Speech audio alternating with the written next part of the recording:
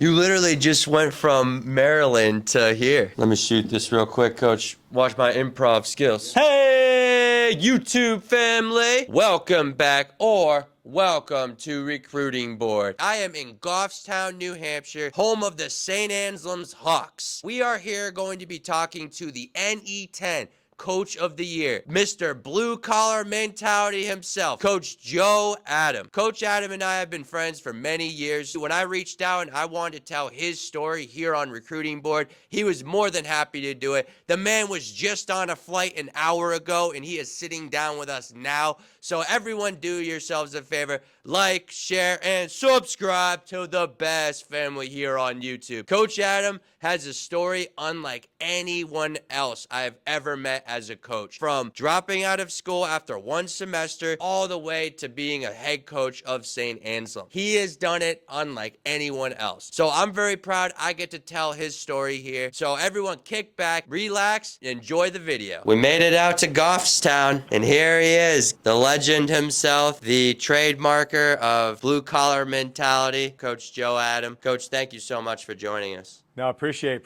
you coming out to the hilltop today. And for those of you who don't know, Coach Adam literally was just on a plane from Maryland. Coach, you want to talk about your trip down there? No, it was great. DMV has been a great resource for our program, and so I took an opportunity to go down and see some of the coaches and do some evaluation and get in front of some transcripts. It was a great week. It was a grind. Got on the plane this morning, and we're back here trying to move this thing forward. And Coach, we're sitting in a beautiful meeting room. The last time I was here, this most certainly it was not here. This was the brainchild of our athletic director, Darren Montgomery. I give him a ton of credit. When I took over in 2016, this was a junk room. It had a bunch of step aerobics things on it. It was kind of average, to be honest with you. And so he had a vision of what this could become and kind of brought me in on it. And then we collaborated on some things, and we didn't have air conditioning in this building at the time, so we put air conditioning in here. And then I was telling him when I was at Syracuse, we had these leather seat back chairs. He made it happen. And so now every one of our athletic teams utilizes this space. It's great for us as far as our teaching and our special teams meetings and our position meetings. And we have space to do some demo, and we have space to teach on the whiteboard. So it's been a great resource for us. And I think it's a product of you guys winning recently. That definitely helps. But when I got here, this was kind of a blank canvas. And so we just tried to create opportunities for our student athletes. This has always been a great academic school. And we challenged really our administration and our coaching staff with, okay, can we raise the bar athletically here and do it in our style? And that's kind of what we've done. And I give a ton of credit to the guys that are here and a lot of the faith and even the dark days when it wasn't looking so good, but it's not how you start, it's how you finish. If it hasn't happened, it just hasn't happened yet. And trust me, we'll talk about the dark days and we'll talk about plenty of good days as well, Coach. How was your off-season, Coach? There's another part to that question afterwards. Out of the 7 years I've been here, this was the best off-season we have ever had since I've been the head coach here. In the off-season, we examined everything. We looked at our soft tissue injuries and said, hey, is there a better way to do it? And so we moved our spring ball start back to the latest it's ever been. It was very non-traditional in that sense. And collaborated a lot with Matt Williams, our strength conditioning coach, who's like a rock star in his own right. He won't take any credit for it because he's a humble guy, but we just collaborated on things that we thought were important as far as segmentation, thinking about what's best for our student athletes. We elongated the off season as far as the weight room. We utilized the dome here about 6 miles off campus twice a week for our speed training and some of our football drills. And we redesigned how we went about the approach of speed training and making our guys better football players. That kind of culminated all with this kind of 9-week training session. While,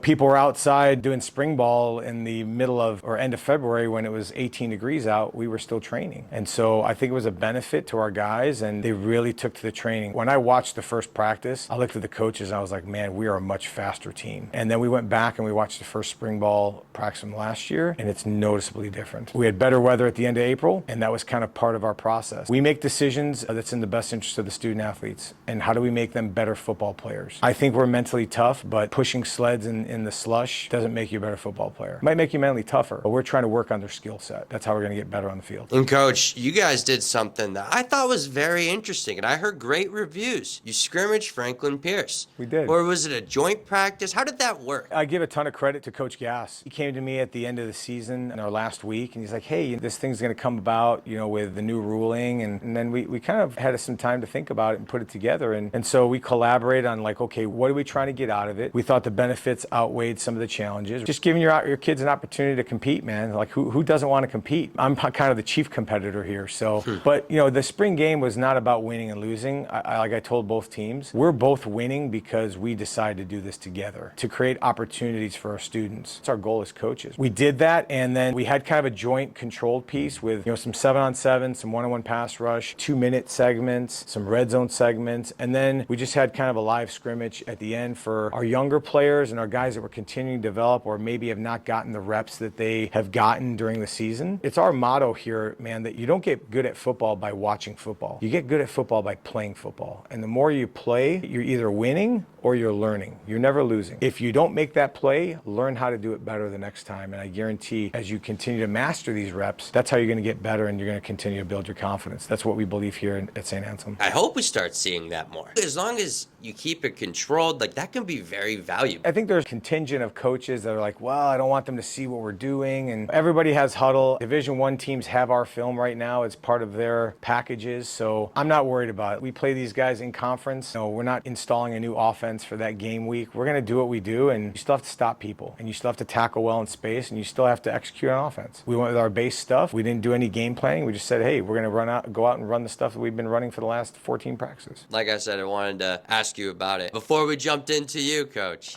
we always start with, when we get into our guests, where are you from? Yeah, I'm from the northern suburbs of Chicago, a town called Skokie, Illinois. Probably about, 12, 13 miles outside of the city center of Chicago. I think it's pretty common for us from Illinois, if you're anywhere close to Chicago, you say you're from Chicago. Great neighborhood. Went to high school at Niles West High School and then played there for 3 years. It's kind of where I kind of found my love for football. And I've known you for a long time, and you're always promoting it, but you love Chicago. You love Chicago. That is your brand. Yep. What makes it so special to be from there, Coach? I think it's growing up, you think about the legacy that you have and the people that have come in front of you, right? And so I take pride in being from a town like that, right? Where it's the Windy City, man. There's big shoulders. There's hardworking people, Midwestern values. Those things are important. They've been kind of pillars to me growing up. I have a lot of pride in that. You know, it's just been a point of, as I continue to go around, I'm a non-New Englander. I'm still kind of learning the ways, I guess. I still have Chicago at heart. My family is still back there. I try to get back as much as I can. Harder being a head coach right now. I try to get back and see some old folks and spend some time with the family. So how did you get into the game of football? Yeah, interesting story. I don't know how much time we have, but we have all the time in the world. I played as a freshman and took my sophomore year off. I was always that player that was like the spirit guy. I was the rah-rah guy. I was encouraging your other teammate, and I was an okay high school player. I played left tackle. We ran an option offense. A guy named Bill Richardson was my head football coach. I really idolized that guy growing up. My father passed away when I was 1 year old. So it was me, my mom, my sister. And my mom is a saint of a woman. I owe her everything that I have and everything that I've become. To have male role models and coaches around me, that was important. I remember like somebody coming to me my junior year on the sideline and be like, hey man, you're gonna be a coach someday. I'm like, nah, I'm not gonna be a coach. I'll be a broadcaster, I'll be an engineer, I'll be something like that. I was pretty good with numbers, I was fairly smart. And so I think that's kind of where it started, this love. I went and I walked on at Minnesota State Mankato, and it was way far away. I was a 0 EFC kid, I was a Pell kid all day. I was like, okay, how am I affording this thing? I'm the first generation, first one to go to college in my family. There's really nobody guiding me through this. So I'm like, all right, I'll go to orientation. I showed up like on a summer day, flew myself up there as a 17-year-old, called the coach up, took a shuttle to a hotel, got a cab back in those days, and then just showed up to their campus and showed up at the football office and said, hey, my name is Joe Adam and I want to play football here. And he took you? Yep. And he said, okay, well, we'll start here. I mean, who doesn't want to take a walk-on offensive lineman, man? First year, I redshirted, and I'm playing every scout team you can and just getting pummeled every day and learning football. But I wanted to get into engineering, thought that I was better than a Division III player, right? And I think even today, guys are thinking those things. In hindsight, I probably should have gone Division III around Chicago, but I didn't. Probably the mistake I made was the engineering part. I stayed on the engineering floor. I went to my first engineering class, and in 45 minutes, I decided that I wasn't going to be an engineer. That's a lot of people, I feel like. And I was like, y'all getting this, man? And they're like, yeah, man, this is great. And they're talking about ohms and electricity. And I'm like, man, this sucks. I am not doing this for the rest of my life. But a lot of it because the people that surrounded me said, hey, you'd be really good at this. You can make a lot of money. And so I kind of utilize that when I talk to young men today is just figuring out what your passion is and not what your major is. If you're good at something in school, you wake up every day and it sets your hair on fire and you're like, you have a passion for it, like go do that. Don't worry about anything else because you only have one life to live and you live it that way, right? And life is different for everybody. It was really hard because going into the second semester, my mom called and she's like, we're kind of out of funding here. So I had a way to get to college. I had no way to sustain it. You know, we were having some struggles at home. We lived in an apartment, me, my mom, my sister. Times were hard, man. I kind of had to grow up and I had to make a choice. It was the hardest conversation I've ever had with a coach in my life. I've never quit anything in my life, okay? And it's kind of a pride piece. And I had to walk in and tell him that I was leaving because I couldn't afford school anymore. You know, he's like, hey man, you're getting better. You know, we were thinking about maybe putting you on scholarship, going your second year, giving a little bit. And that's all I wanted to try to earn, right? I wanted to try to earn my spot and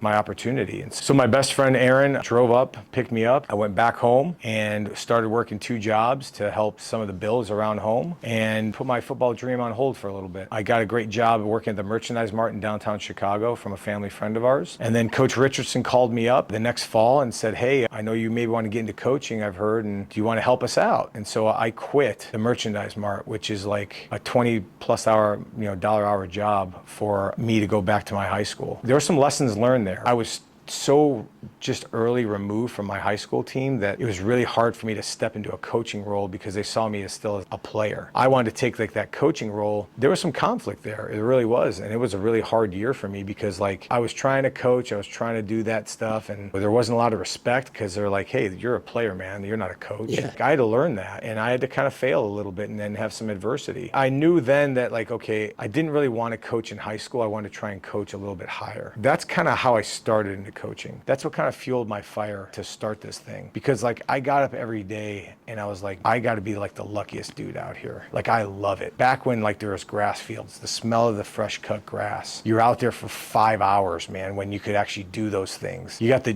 thermos jug of water that's like getting warm during the day. I mean, like all these experiences that normally suck to a lot of people, I enjoyed the heck out of. And coach, I got to ask you, you lose your dad at 1 year old, right? And there's so many different statistics about single parent households. And you could have been one. Why weren't you? I think a lot of it was my mom is a rock star. I mean, she is everything. She sacrificed so much, worked odd jobs, came to America, is the story of like living in America, right? I just grew up with this tremendous sense of pride in who I was. Whether it's because of my mom, whether it's because of my nationality being Armenian, I think that was important growing up. Like, don't do anything that diminishes your family name. And my grandfather was really important to me. And my grandfather was kind of like, to the rest of the family, was rough around the edges sometimes and very demanding. But to me, we had kind of this relationship where, I'd go and help him out on Saturday mornings and it was like the greatest thing ever, man. Like going to the barber shop, just the smaller things that I remember and the life lessons that he taught me shaped me for who I was going to become. I think that's kind of how I wasn't a guy that fell into drugs or did stupid things. I didn't make all good decisions, trust me, but I didn't follow that pathway because I had a sense and a purpose in some of my steps. And I had that at an early age. When you have to like kick in on the light bill and the rent when you're 19 years old, that'll grow you up really quick. That was my reality. And I always thought growing up, like live in your reality, don't worry about everybody else. And that's something that I've continued to live into my adult life. I just think it really says though how you can relate to those kids. You started your career in high school, but then you end up going to Harper College, coach. Yep. Well, you spent a significant amount of time. I did. If you want to talk about Harper and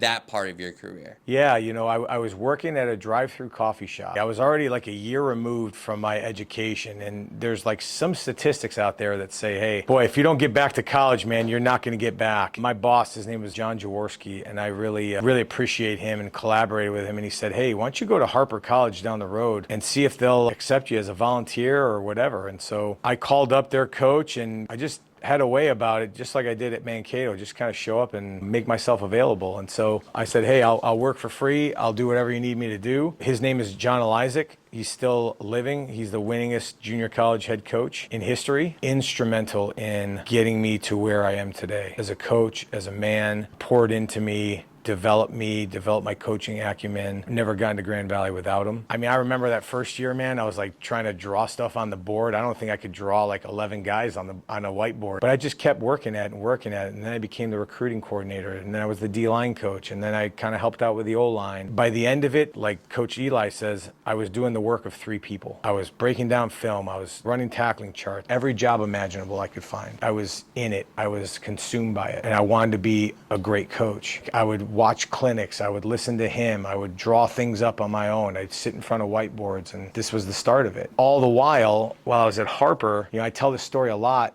for young guys to try to inspire them a little bit, to say, hey, even if you're going through some hard times, you can make this, man. Like, if I can make it, you can make it. Really, for like 5 years, I went to school part-time at night. I worked at the coffee business from like 5:30 to 1:30, and then I would like coach from 2:30 to about 5. Go and shower, and then I used to have class from like 6 to 9. So it's a hustle, coach. I did that for 5 years because I had a vision of what I wanted to become, and this was the steps that was necessary for me to be successful in my reality. I knew it was a 2-year degree, but it was going to take me 5 years. I just said, if I continue to work hard, there's going to be an opportunity, and God's going to bless me with something, man. That kind of culminated into the Grand Valley opportunity, and Coach Eli connected with Brian Kelly and said, hey, I don't know what you have up there, but I have this guy here. He does the work of 3 dudes. This guy's a no-brainer. If you have any opportunity, give him an opportunity. We'll talk about Grand Valley. Yeah. I want to talk more about JUCO, though, Coach. I feel like that's a whole world people don't understand up here.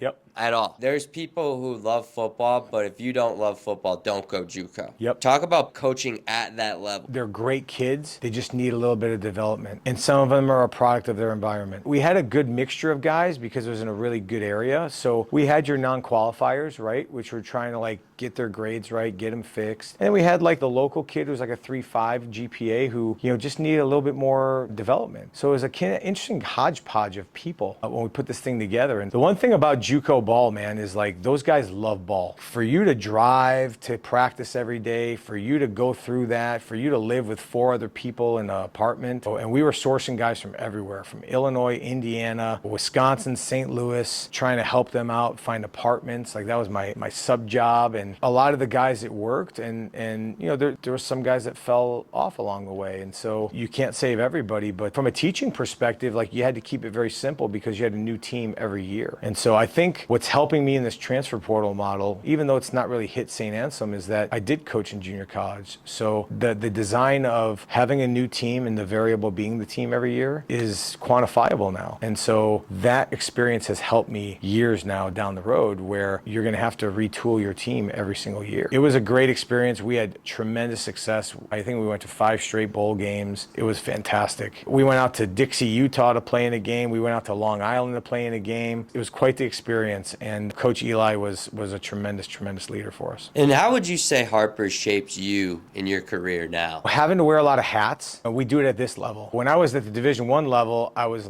taken back a little bit because I have to wear as many hats. And they're like, okay, well, we have people for that. I'm like, well, that's what I've always done, though. You know what I mean? Like, I'm dragging out the bags by myself. I'm taking bags off and putting them on the bus. No, well, we have people for that. Okay, I get that, but that's not who I am. It's continued to shape and mold what I consider my personal BCM, my blue collar mentality, outworking people, having relentless work ethic, and putting team over me. That's kind of where it started. We had really good culture, even though that team moved all the time and it was constantly in and out and people coming in and out of the program because it's junior college. But it's kind of cool to see a guy who you've taken and then see him go to college and utilize that opportunity to better himself. And he might have came in as a 2.0 or 1.9 GPA, and now he's leaving and he's getting a college degree. I just learned not to judge people at that spot. Everyone has a different story. And I empathized and I related with a lot of kids because they were from single parent families. They were first generation kids. They were non-traditional kids. They didn't have money like I did. I understood that hustle. Well, I appreciated that hustle that they had. And it was a different relationship I had with those kids than I do at a place like this. It's funny because you had to get your associates first, Coach. You really take an unorthodox route. Totally. To Grand Valley. Yep. But you get to Grand Valley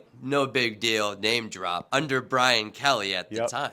Yeah. So if you want to talk about how that happened, Coach. Again, I think being persistent, that's one of these things on all these jobs I've gotten. I've been persistent, man. So I was like really persistent with Coach Kelly. And I'm like, he did a clinic on a Monday night. And I actually skipped one of my classes on Monday night because I thought it was that important. Coach Eli's like, hey, man, this is the guy I was telling you about. And he's like, well, if we have an opportunity, we're going to reach back out to you. So like I was kind of in limbo throughout the summer. Do I apply here? Do I have an opportunity? Like, can I get a little bit of help? Like, what's this going to look like? And then it kind of like didn't really materialize until like maybe the end of June, early July, if I remember right. And I went up and did kind of like the pseudo interview and walked around campus, and it was a weird deal. I was a traditional student still. Yeah. And I was taking like class like with everybody else, but I was coaching. That's so different. You know what I mean? I don't know anyone else that's ever happened to. I don't know. And so like, because they had some like part-time coaches, I guess. And so maybe they utilized that in a different way and said, hey, we could have this guy here and he could be around all the time instead of being here from 3 to 5. So I literally lived at that football facility. I lived across the street from the stadium. I don't even know why I had that dorm, because I would literally like show up at midnight and then sleep for like 5 hours and then go back. So I probably could have just saved my money and slept in the football office. What was Coach Kelly like during that time? I remember him just being a great manager of people, a great football coach. He allowed his coaches to coach and would step in when he needed to step in. He always had a presence about him. And I haven't talked to him in many years now, but from what you see today, he has that same presence on that sideline. And I think he's refined himself too, much like I have in my coaching life. I was a little bit more of a yeller early on in my career, and I think you see that in his earlier days, and you don't see that very much with LSU now. He's at that place for a reason. I mean, that guy's one of the elite coaches in our business. Not much longer. We'll talk about the first season, but not much longer. You also work for Chuck Martin, who's now the Miami of Ohio head coach. What is it about Grand Valley that makes them so special? They're committed to winning in every sense of the imagination. Athletics is a driver on that campus. There's an expectation. There's a blueprint. I'm a proud alum. I mean, they've led in attendance, I think, maybe the last decade in Division II football. And so, I mean, it's a real live game atmosphere. It's amazing. It's an amazing school. It has an amazing story. It's in a great environment. You don't appreciate it as much when you're there because we're on the grind, right? But then you walk out and you hear the horn and you're at Lubbers Stadium and it's like, wow, man, like this is awesome. And then you're going in the playoffs and on the road and you're traveling across the country, like playing the best of the best in Division II. They're fully funded. That's the difference. There's not one NE10 team that's fully funded in this league. And so they have built it with a blueprint and an ideal of what it's supposed to be. In your first year, they're in the national championship. Yep. They win. Yep. The national championship, Coach. What's that like? You were just in JUCO a year ago. I mean, I'm like, this is great, man. Like, if this coaching, man, this is going to be a great, it's going to be a great environment. Let's go. This is college football. This is college football. I mean, this is great. I mean, talk about timing, man. I walk into this place and we got dudes at every position. And we're beating people coming off the bus, and then we get down and we're playing in North Alabama in Muscle Shoals, and my family drives down, and all of a sudden, like, I'm a big time dude now because like I got a national championship, and there's something so special, and I will never forget the feeling when you walk off that field and you're the best team in America, man. I don't know if there's something else that will continue to drive me to get another one of those. It's been a while, obviously. I may never get another one. I don't know, but I am going to work and continue to prepare for that moment again. That moment that you have in that locker room with those guys and those coaches and the immense joy that you have. Probably next to my grandchildren being born, my baptism, and my marriage, that's right up there. You know what a championship program looks like. True. Then you guys go on just continued run after run over there. Talk about what it was like once Brian Kelly takes over at Central Michigan. Yep. You get Coach Martin instead. And Chuck, different coaching style than Coach Kelly, right? Chuck is a player's coach. He's very into it, very cerebral. He's one of the smartest guys I've ever met in the coaching world. He has had success everywhere he's gone. And now, like, he's taken a Miami of Ohio team that was pretty much left for dead and, like, rejuvenated, revived it. Now they are a MAC powerhouse. It's Chuck Martin's blueprint, man. When you're playing a Chuck Martin team, they're not going to beat themselves, and they're going to be a tough out. I've taken pieces and parts from every coach that I've coached with. Chuck Martin was one of the guys when I won Coach of the Year this year that I texted, told him how much I appreciate him, and I would have not gotten to this pinnacle without his help. So he was very instrumental instrumental in not only developing me as a young coach, the off the field stuff, like having guys over on Friday nights, spending time with me and my wife and stuff. It was a really important, pivotal time for me. When you're starting to graduate, like how old are you at that point, coach? Gosh, man. So that's like 2000. Let's see. I am 29. Yeah. At that time. Yeah, right? Yeah. Coach, it's just so different, you know? It's different, yeah. And so, like, that's where I thought, like, marketability-wise, I was different because I had experience. The next part of it was like, okay, well, now should I go be a GA? Or what's next for me, right? And so, like, I was like, well, I don't want to be a GA at Grand Valley because it's kind of what I've been doing 3 years almost, right? Yeah. And so I was kind of like, I remember I was talking to Coach Martin, I was like, I'm kind of in limbo again, man. Here we go. I'm like, I don't know what I'm doing 2 months from now. Being done with your GA or being done with as a young coach, you're like, okay, what's next? And so literally, I'm on the football scoop and I see a job posted at Western Michigan University, okay? Now, I know nobody over there. And I'm like, okay, Kalamazoo, we're in Allendale, Michigan, not too far, probably, somewhat similar. Let's take a shot at this thing. I go to Coach Martin, talking to all these coaches. I'm like, hey man, can you help me out? And this is when I knew they really appreciated the work I put in, because coaches aren't just gonna call for a young guy who doesn't put the work in.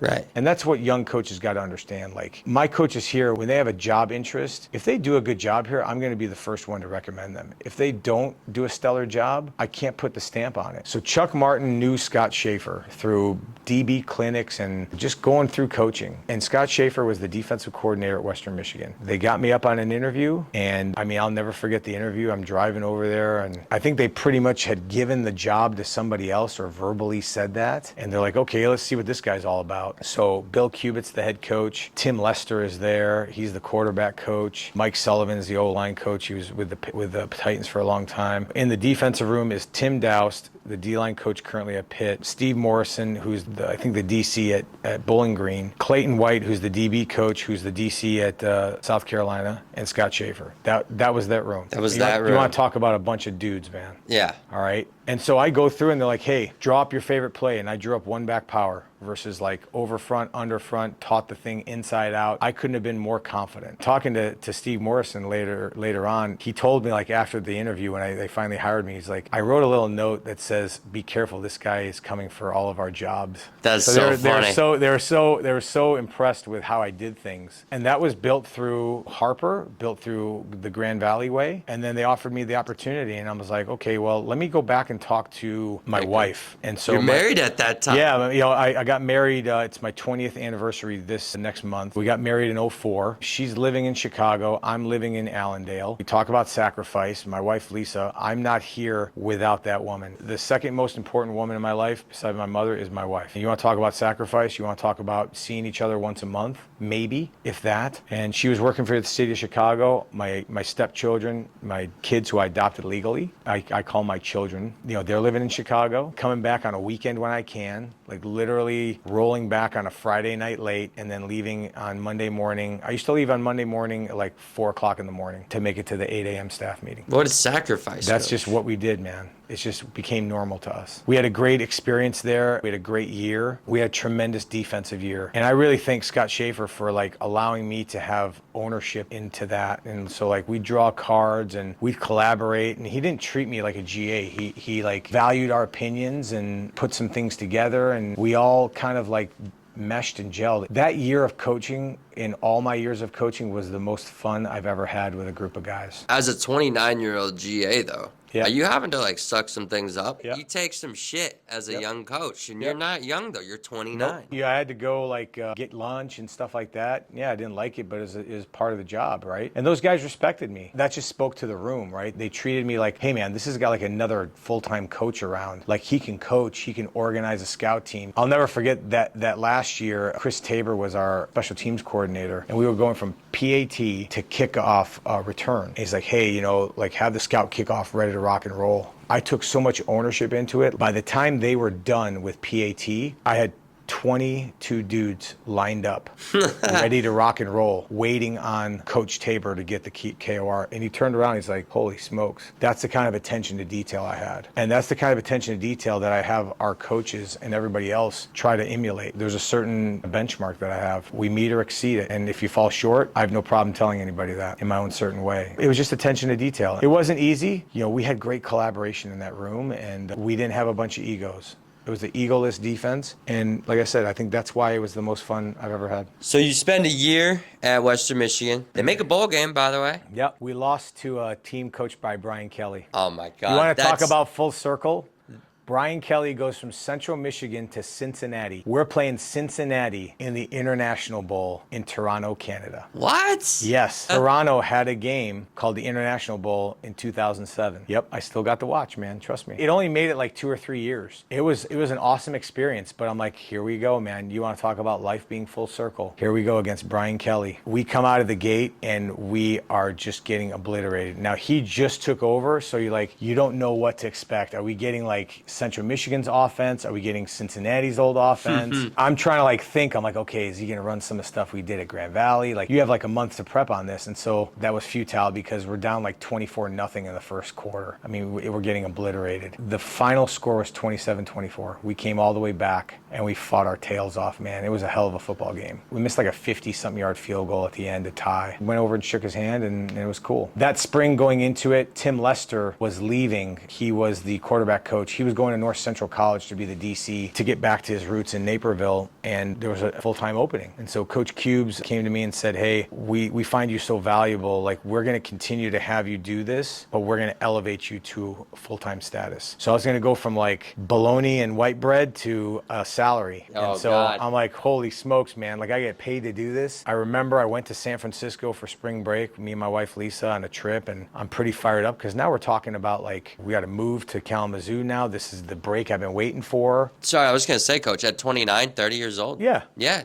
I'm like, okay, man, like, this is all the things I've worked towards. This is the moment, right? Yeah. I just want to say that. Yeah. Because I think, people, especially in the coaching world, they're like, all right, at 25, they're like, SEC. Right now. Yep. Yeah, right now. Like, and then it might not be that avenue, Coach. Yeah. So you're right. It was a long time coming, right? And Coach Cubes was going to coach the quarterbacks, and he was the head coach. So he kind of like came back from spring ball, and he's like, Joe, I just can't. I don't blame Bill, but he's like, I just can't, like, I can't do all this. Like, I got to hire a quarterback coach. Can't be the head coach and this. And I go, well, I know, but you told me like it was my opportunity, and I've already told my family, and like, how do I do this now? He's like, well, we'll see what happens after the season, and I'm going to help you get an opportunity. I was really spurned. I was really upset because Takes it away. Because it takes it away. And so I made a decision that wasn't popular. And I said, well, my word is my bond, Coach, and I'm leaving. And so I made the cardinal sin of leaving a job without a job. All this work I've put in to try to get to this point, man, and I'm at the MAC, right? I'm a GA, but I'm hopefully getting elevated. I literally got a box, and within a couple weeks, I said, okay, I'm gonna finish out the semester, and then I cleaned up my stuff, and I walked out. And the coaches respected me for it. I think Bill respected me for it. It was not that the work was beneath me or anything, but okay, I had a vision of where I wanted to be at, and then my son was playing high school football as well in his senior year. I was so scorned, I guess. All right, I'm just gonna go back home and with my tail between my legs and see what I can do. It was a little lull there. I hooked up with Tim Lester, and like, he was trying to get me to come out to North Central, and I was like, I was going to restart my career. Like, all this stuff I'd just gone through, and I was going to restart my career at this age. There was an opportunity at North Central, but it was a little bit farther from my house. our apartment we were living in. And then Elmhurst College had an opportunity, and Tom Durnell was the head coach. Tom had come up and visited us at Grand Valley State, and I had just kind of clicked with him. And we had always talked, and I was always in the meeting rooms with him and his staff.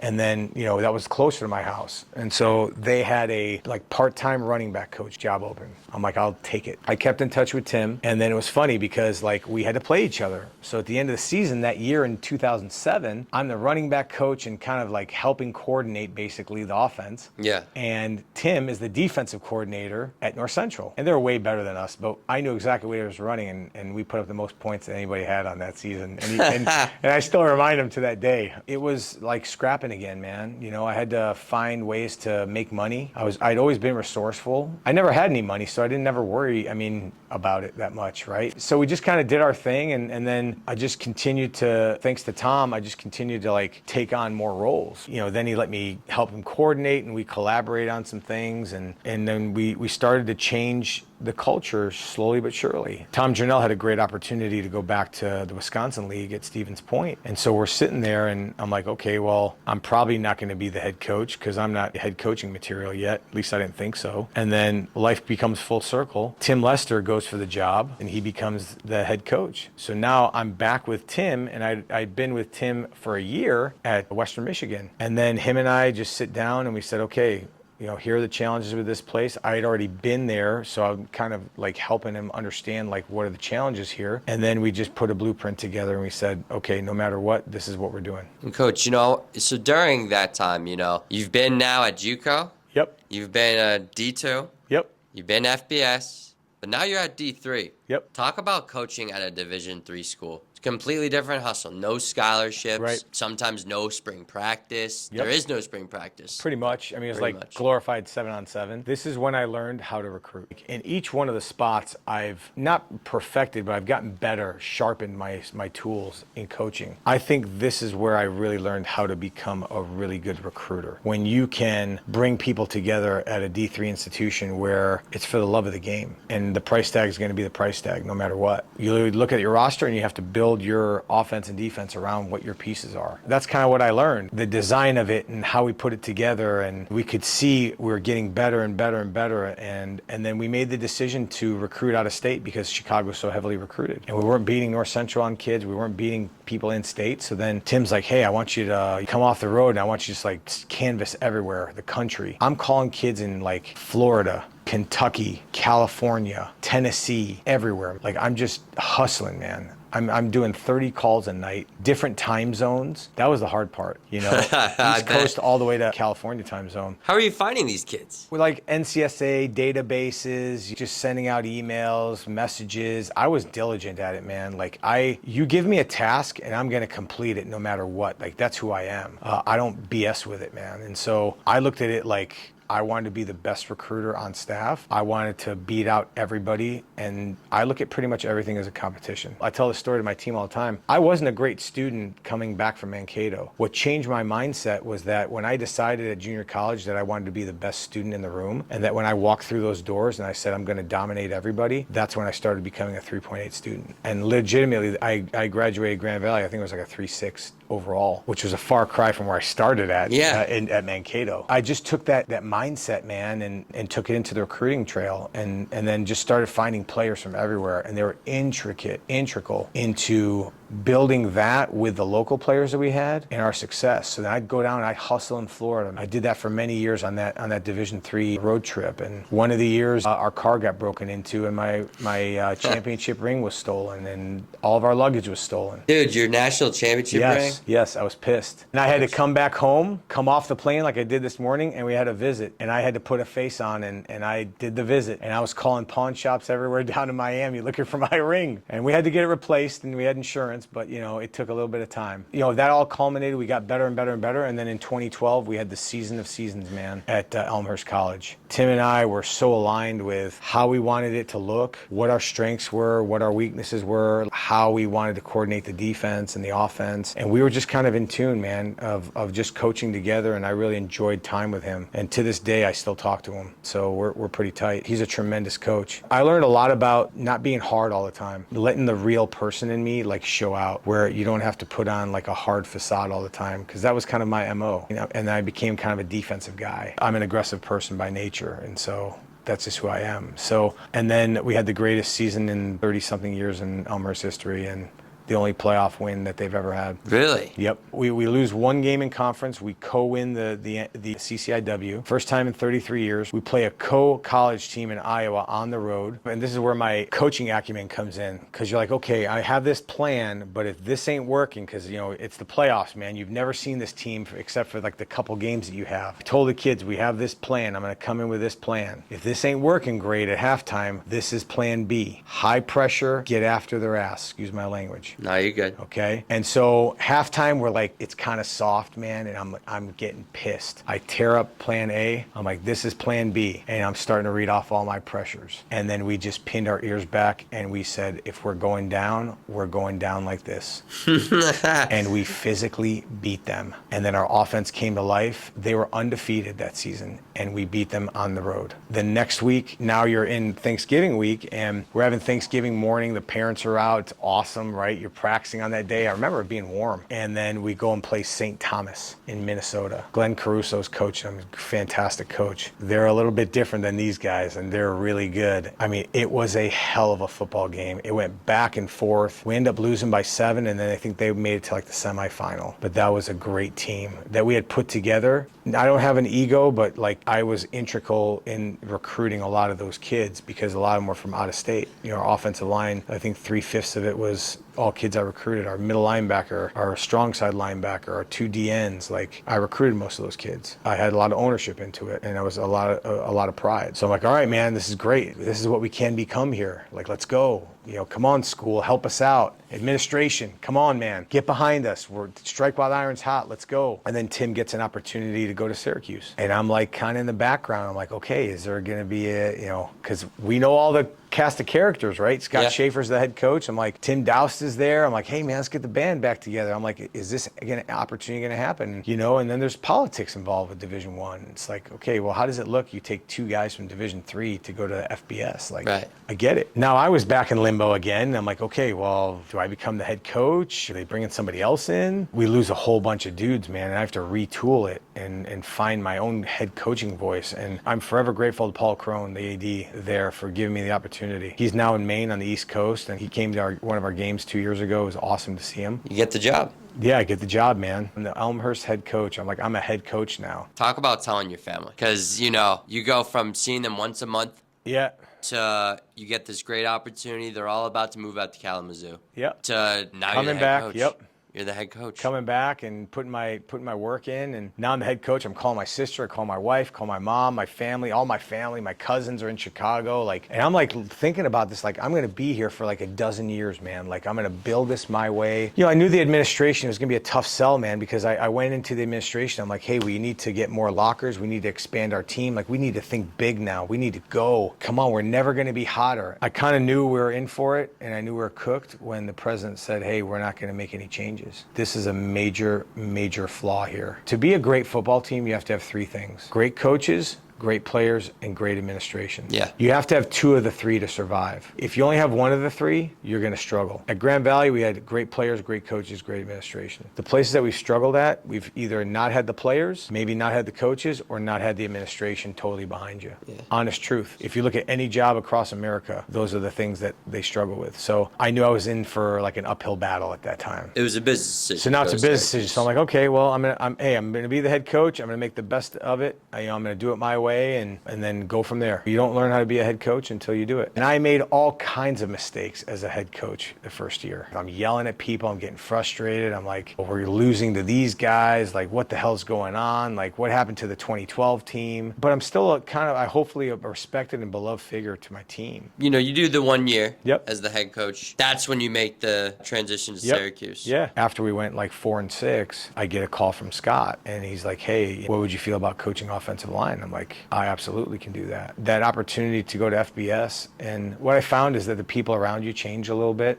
Yeah. You know what I mean? Like all of a sudden you're elevated to a different status because of your logo. They treat you differently at high schools versus I'm a D3 head coach. I'm running the streets. I'm trying to find kids, and I sometimes I can't get the time of day, but I call and I'm from Syracuse, and these guys are walking me in. I'm like, well, this is a bunch of crap. Everyone wants to talk to the Syracuse offensive line coach. Oh yeah. And I just didn't change who I was. Like, I didn't care about the logo. I'm like, I'm going to coach how I want to coach. Yeah, I mean, like, so now it's like all of a sudden I have more credibility than I've ever had. I'm in year whatever now. What is it, 2014? So I'm in year like 18, 19 of coaching now. Okay, well, I'm the same coach that was the head coach at Elmhurst, man. I just traded logos. But now I'm treated differently. I'm treated differently by some of my family members. You know what I mean? And so, like, now I'm all of a sudden a big timer, right? Because you can come check out the facility. And, you know, and it was cool for my family and my extended family because they would take trips out to Syracuse and all the history of that place. You know, it was short-lived, though. We had our troubles going from the Big East to the ACC, injury problems and personnel challenges and coaching challenges, and I think just any challenge that you have in FBS football. What's your day in and out going from head coach of a D3 to FBS position? I mean, coaching's coaching, man. Like, you're just like finding, you have more ways to coach in FBS. Like, you don't have to recruit most of the days. I had to get kind of out of that mold and like have individual meetings and watch out for your players. You're checking in on their schedule all the time. Their study hall, and like, it was very more player centric instead of global viewpoint, which I really didn't have to do at Elmhurst, right? But now I'm responsible for the offensive line. They got to be eligible. They got to be, you know, what's going on with them? Why were they late? Everything. I had a great group though, man. Like that group of guys were solid dudes. They really were. And I appreciated them, and I coached them really, really hard. And it was a tough environment coming from, you know, getting another offensive line coach, and he had a bunch of injuries. At that first year at Syracuse, I was like almost burning a guy's red shirt at the end of the season. It was hard when you're playing against Jameis Winston and Deshaun Watson and Lamar Jackson. I mean, like, you're playing against dudes, man. It was 2 seasons there. Yep. But then you hear about this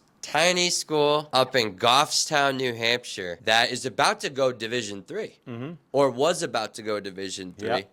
Yeah. And their head coaching job is open. Yep. St. Anselm. Yep. How'd you hear about the Hilltop? So Darren Montgomery is the athletic director here, right? He was the athletic director at Wisconsin Stevens Point, which I referenced. My buddy Tom Drunell left Elmhurst to go to Stevens Point. So Tom and Darren worked together. And so Tom put my name in and said, hey, here's a guy leaving Syracuse who wants to be a head coach again, somebody you should check into. And so that's how I got kind of connected on this job. I'd never been to New Hampshire. I didn't know anything about the school. I didn't think I'd move any farther east than Syracuse, New York. We had some great conversations. We looked at the model of what this place was. I mean, they had 7 ADs in like 8 years, some kind of crazy number like that. But then when I went through my interview and I walked campus, I said, man, what's the problem here? Like, I don't get it. I'd been at a small college like Elmhurst College. I thought there's some things that are comparable. The academics was better. And I said, what's the challenge here? Like, why can't they sustain anything? You know, what's going on? And so they had a good season a few years prior, and then it just kind of like been mired, right? And so it was an identity challenge, I think, and then just the revolving administration, and then what they wanted to become. So when I took over the job, I had a plan for if it was going to go Division III and how we would do it. And then I'd written out a plan in Division II about how we would do it. And so I had a plan for both. I was open to it. I just wanted to be a head coach again. You know, there was a lot of times when I went to Syracuse and I said, man, yeah, I left being a head coach for FBS. It wasn't what I wanted. FBS was great and all, and I may go back someday. You know, I still believe in developing young men through the platform of football. And I didn't think that I did a very great job of that at FBS football. This was kind of like my forte here. So I come and take over, you know, a team that's kind of already been recruited in this Division III model-ish. And it was in July. It was actually, it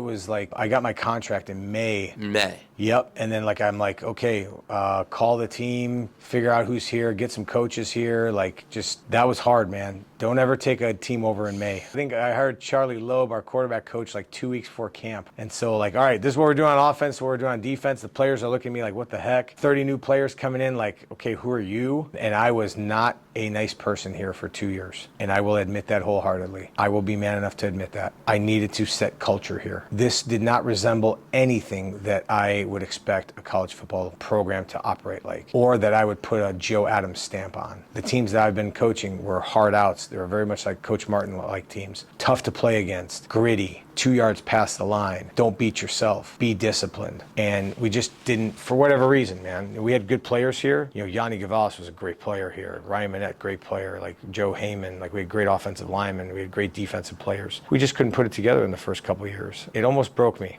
It really did. Because I'm sitting here, you know, your ego gets involved and you're like, well, I've won national championships at this level. What the hell, man? Like, we're getting our tail kicked and the game's over at halftime of our homecoming games. This is embarrassing. I was embarrassed. Right. But I was showing up 80 hours a week, man. And I was like, put my head down and I was doing it every week, no matter what. And I'm like, okay, guys, you're going to get the same dude from, day in, day out. I'm just going to be true to myself. What do you think were some of the bricks you laid first, Coach? Figuring out, I went to have a conversation with Keith Dixon, our head men's basketball coach, legendary guy here, just retired. And I said, hey, what works here at St. A's? Like, what kind of player works here? He gave me kind of his thought process. I just kind of changed our model a little bit about what works here. I got less stubborn about worrying about like just trying to find talent and trying to find more people that develop into something here. And then we just stuck true to that. So we developed and carved an identity called blue collar mentality. And we tried to live it every day. And so when guys made mistakes, I'd say, man, that's not very blue collar of you. That's not a great representation of blue collar mentality. And I just kept talking about it and kept talking about it. And people were like, oh, that's never going to stick, man. Like, you're in New England, dude. Come on. Now you say BCM and people know what the hell I'm talking about. Hell yeah, they do. I think it's just taking a little bit of time. And now I think in our recruiting model, guys are thriving to it. They want to be part of that. And Coach, I think a game that, to me, shaped the future of St. A's football was that 2019 Assumption game. Yeah. And you guys just hung 60 on them. Yep, we blew the doors off of it. Yep. Would you agree that was a turning point in this program? Yeah, I would say there was two turning points. The first one being our win in 2019 against New Haven here, when we were left for nothing and we came back, and whether we got lucky or whatever, we beat New Haven here. That was a huge win. We had just come off a horrible road loss, 20-hour bus ride against Tiffin, and that kind of like propelled us. We were coming off of a bad loss against AIC, which I was really disappointed in our preparation. It was cold that week, and I said, I don't care, man. We're practicing outside. And then Assumption came to town and everything clicked, and they didn't play a very good game, and we played probably the best we've ever played in my tenure here, and we just kept going. It was really rewarding. I ain't gonna lie to you, man, because that's the same team that embarrassed us at our homecoming here a few years earlier. Different coaching staff, but yeah, you remember those days. You circle those days on your calendar if you're a competitor. Yeah, a guy named Bob Chesney was the head of that program. Yeah, he was. And Coach, though, now fast forward just 3 years after that. Yep. So you're 6-4 in 22. Yep. 6-4 this year. Yeah. But you're the NE10 Coach of the Year. Yeah. Yep. Talk about that, Coach. Yeah, it's humbling. It's a team award. It's not me. I haven't changed coaching styles, probably after year 2 I have, but I haven't changed my coaching for the last 5 years. We have tremendous buy-in from our guys in our program. I have tremendous buy-in from Darren Montgomery here. Great praise from him and his staff in athletics. And I've got a great coaching staff. We really gel together. We're on the same page about what we want to accomplish and how we have to do it here. It's not easy, man. Academic place where you don't have a ton of scholarship money. You don't have the best of the best. You can't go out in the portal and get whoever you want. We've done it with guys who have huge buy-in and have a vision of what they can become, much like when I was younger, right? And we just try to pour into that vision with them every day. It was a great experience. It was even more humbling for me to have Taylor, my middle linebacker, present me with the D2, D3 Coach of the Year award down there in just north of Boston. And he kind of gave the opening speech for me, the address. It was cool because I recruited that guy and coached him for the last 5 years. Stud from Florida. Yeah, yep, yeah. He's now playing in Poland. So, yes? Yep, he just got a call and he's on a plane on Sunday. And I know we don't have too much time left because I do want to ask, you got baptized this year. Yeah, I did. And I want you to talk about that because I know it's a big part. You mentioned it earlier. It's a big part of your life. It is. And so, when I first got here, we had always kind of gone to church and the different places I've been at. Syracuse was a lot harder because of our schedule. My wife found a church called Life Church here. And so it used to be on Willow Street next to the DMV. And I was like, yeah, let's go. And so, I'd always kind of been in my faith, but not totally in. It was a great experience. It was a great, enlightening experience for me. And I met Joe and Abby Sear, who are our pastors, and I met a tremendous community at Life Church who is extremely important to me and my wife here. It is probably the centerpiece and the cornerstone of what our lives are here in Manchester. And so I love this school, I love this team, but I love God even more, man. To take that step, and I'd been thinking about it for a little bit of time, when they're having baptism. I've been in a Bible study every Thursday night. My wife, God bless her, man, Thursday night used to be my date night.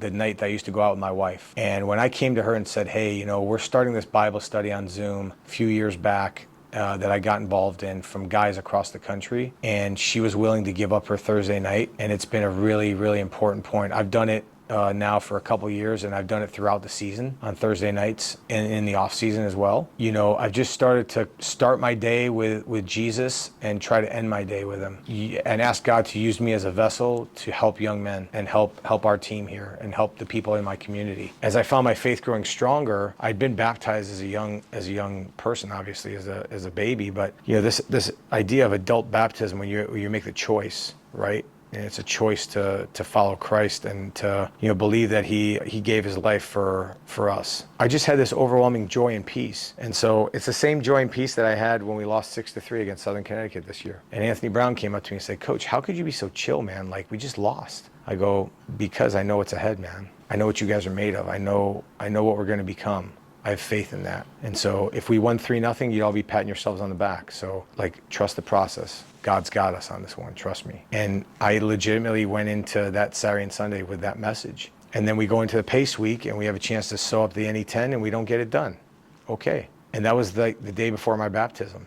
Yeah. And I said, "Guys, man," I go, "I'm going to win. I'm winning tomorrow, no matter what. I'm not letting this bother me." And, you know, there was a hangover for a little bit with the guys and the coaches. And I'm like, "Guys, it just wasn't our time to do it, man. Like, we're going to have another crack at this thing." And so I've made peace with that. It was tremendous. It was tremendous for me because my mother and my sister were in town. They got to witness that. My wife was there. I had about 25 players that showed up. It was special, man. It was a moment I'll never forget. And to be able to do it with my pastor, Joe, it was tremendous. Trying to walk in faith every day, you know, walk in truth, walk in love. Says that in 1st and 2nd John. I've tried to do that every day here. That's been a huge part of it. And I lead with prayer. I end with prayer at practice. We open the game with the Lord's Prayer. You know, guys have come to me about taking a journey about what it's all become. I have players who join me at my church. I don't schedule lifts or practice until later on Sundays because I want these guys to have an opportunity to, you know, explore their faith in whatever faith that is. And I think it's a missing piece for a lot of people who, you know, have come to the end of themselves and we can't run our own lives. Once we accept that and we have more of him and less of us, that's when the magic happens, man. And so I'm living proof of it in my own life, and I'm going to walk this walk as long as I'm on this earth. And Coach, if you want to talk about, you know, the Hawks in 2024, you know, you're going to build off this momentum. And also, you know, to these 2025 recruits, you know, that want to play for the Hawks. Yep. You know, talk about what you're looking for. This season, you know, the variable is the team, man. We're going to have guys coming in. We're going to have guys that have moved on. And so we have to replace a number of productive players. But that's why you recruit and develop guys. My job is to make every decision that puts us in contention for the NE10. I'm not talking about winning it. I'm not talking about having a home record or winning a home record or none of that. We're just going to control what we can control. And that's what's in our control, is to have a collection of decisions that put us in the best opportunity to compete for the NE10 title. And everything else will take care of itself. And so we feel like we have extremely strong team culture. We had to cancel our last official visit here in January. We've had multiple guys reach out about walking on, and I can't take them because our roster's full. It's a good problem to have. It tells you about our team culture here. It tells you we have something that people want and they want to be part of. Well, that's why I will lead off with the 2025 class, is like, if you want to be developed, if you want to have a relationship with a coach and have that group of guys take you to a place that you can't take yourself, then you should definitely look at this place. You want an elite degree, you want to have great academic outcomes when you leave here, you want to be 22 years old and not sit in my office and say, "Well, I don't know what I'm going to do yet." I'm going to help you explore your passion. We're going to develop you into the best man you can become. Iron sharpens iron, like I say all the time with our team, and when you sharpen iron, there's going to be sparks. That's good, that's conflict. We don't mind that here. And so I'll give you a huge praise for if you're continuing to do well and it meet or exceed the standard, and I will challenge guys if they don't. I'm going to be the same way all the time. And that's what I think the players appreciate here, because I can have global conversations and help them throughout the ups and downs of life that maybe their parents can't help them with, but I'm also going to keep them accountable to a standard. It may take a little bit of time to appreciate that, but the phone calls I get when they're 24 and 25 and be like, "Coach, man, all that stuff you told me about, I'm doing every day in my life, man." I got one of those calls yesterday. It was amazing. Coach, and, you know, just to round it out, you go from single parent household to now you have your own football program. Did you ever think some days you wouldn't get to this point? I always knew it would get to this point. I just didn't know when. And so if I can give advice to everybody out there, be true and genuine to yourself and never, ever give up, no matter what. There's going to be peaks and valleys. And God has helped me throughout all of it. And when I've had times of adversity, I've looked up and I've said, thank you for this adversity. It's going to make me stronger. And if you adopt that mindset instead of a victim mindset, I could have very easily, as a young person, I'm a victim of something. And so I just didn't allow that thought process in my mind. And I don't allow our players to use it either, okay? And so if I can make it, if I'm a success story, through education and belief in what I can become, then anybody can do it. That's why I coach, because we get a chance to change lives, right? Every single day. Thank you, Coach. Well, guys, everyone drop a thumbs up and subscribe for Coach Adam. And, again, thank you so much for allowing us to tell your story here on Recruiting Board. Awesome. Have a great BCM day and go Hawks. I love it.